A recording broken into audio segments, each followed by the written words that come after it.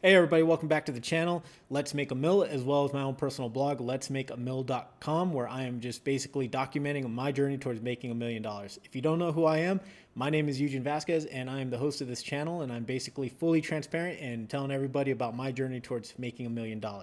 I give you my life lessons, some lessons learned, kind of what I'm learning, what I'm doing, and I'm fully transparent in everything I do. I show you my real accounts, I show you everything. So today, I want to share with you the 4 tips that I find in almost every personal finance book on the topic, and kind of just tell you about it and summarize it all for you. So let's get right into it.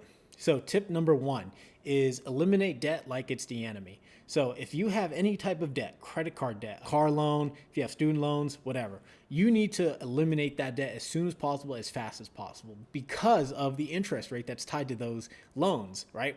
These large institutions, these companies are making money off the money that you borrowed, right? And it puts you into further debt. It's almost like perpetual slavery where, if you borrow $100, next month you may owe 125, right? And then you can't pay that off, so you only pay the bare minimum, which is like $8, and then they just tack on another, 25% onto that loan. So again, you got to eliminate the credit card debt. You got to eliminate the debt with high interest rates. In Dave Ramsey's book, I can't recall the name, but I'll put a link down below in the description. He talks about the snowball effect, where you take the highest debt with the highest interest rate and you just eliminate it. And then you work on the second one, and then the third one and fourth one until you're debt free. All right. So you got to eliminate debt like it's the enemy. Don't let it sit. If you have a credit card that you just got that has $1,000 limit, do not spend $1,000. Okay. You need to maybe spend $100, maybe 150 to get some points, whatever. But you have to pay it off that same month or that same pay cycle. Do not let it sit. Do not let it carry over, or else you will be owing money and it'll just put you into debt. Okay. And you'll just be digging yourself deeper into debt. All right. So that's one of the biggest tips that I find in almost every personal finance book out there. So the second tip, live below your means. Very obvious, but a lot of people don't follow it. Oftentimes you'll have people who, get a raise at work, or they start to make more money. What do people typically do? They spend more money. They buy more luxury. They buy more things they don't need. They buy more crap, right? Dave Ramsey is very, very famous for saying people, buy things to impress people that they don't even like. What's the point of buying Gucci, Louis Vuitton, the latest Jordan shoes, all this crap that you don't even need? Who are you trying to really impress? Are you trying to look rich or be rich? There's a difference between the two. All right. And the other thing about living below your means, maybe you don't eat out every day. Maybe you eat at home or eat lunch. Instead of having 5 subscriptions to Netflix, HBO Max, Disney Plus, Hulu, and whatever else, maybe you eliminate all that. Maybe you could save yourself about $50 a month, right? You eliminate all that stuff and you maybe watch YouTube. Maybe only subscribe just to 1 streaming service instead of 5 or 6, okay? Or maybe you just look online for free videos or something. That's what I did. And I just pretty much focused on YouTube for my entertainment. And then you could take that money and invest it or save it or whatever have you. So again, you're living below your means. If you make $1,000 in a paycheck or $500 in a paycheck, you're not looking to spend that whole paycheck. You're looking to save it, invest it, pay down debt. Okay. So live below your means. Tip number 3. All right. Invest at least 10% of your income.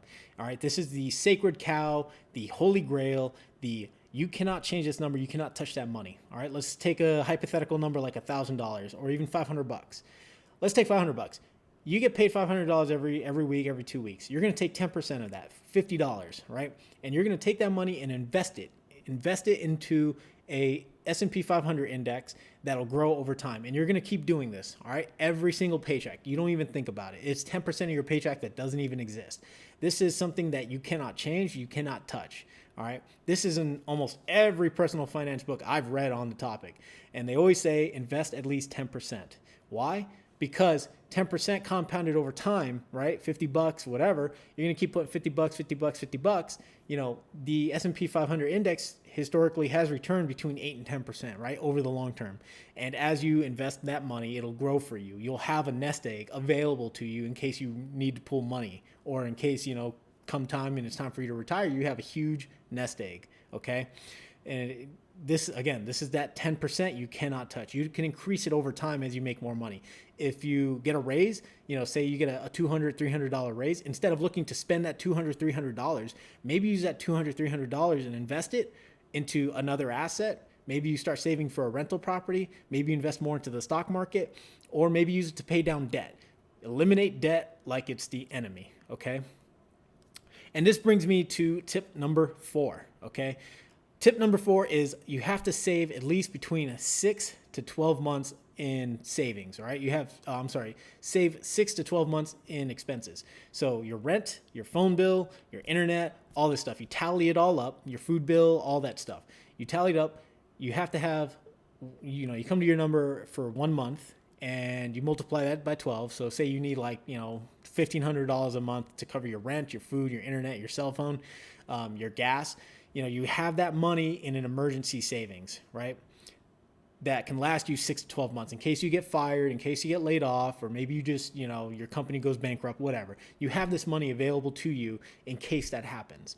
And along with that fund, you need to have a $1,000 emergency fund, $1,000 that's liquid that you can take immediately and pay off either a car, maybe a car repair, maybe a house repair, maybe something came up that was unexpected and you need to pay that money. At least you have $1,000 in liquid cash that you can use readily available. All right.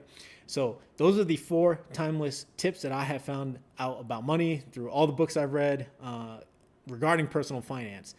Some of the books that I have read that have all this information that I mentioned earlier. So you have Tony Robbins' Master the Game, very good book, and I really recommend anyone read that. Then you have Dave Ramsey's book, Total Money Makeover, I believe is the book. Again, I'll put all these links down below in the description for you guys to check out. You also have The Richest Man in Babylon, which is the author's telling or talking about personal finance in the form of parables. It's talking about people back in Babylonian times and, how this guy became an investor and saved up money and paid off debt and everything else. It's very good lessons. All right. The other book is I Will Teach You to Be Rich by Ramit Sethi. Very fantastic book. He talks about, he's kind of the anti-FIRE movement. FIRE stands for Financial Independence, Retire Early. He says you can enjoy your coffee. You can have that Starbucks coffee every single day, that latte, that $5 latte. You don't need to deprive yourself of these things, but you better not be spending, hundreds of dollars at the club or buying bottles or beers or shots for everybody. You better not be having steak dinners every night. Spend money on things that matter and eliminate everything else.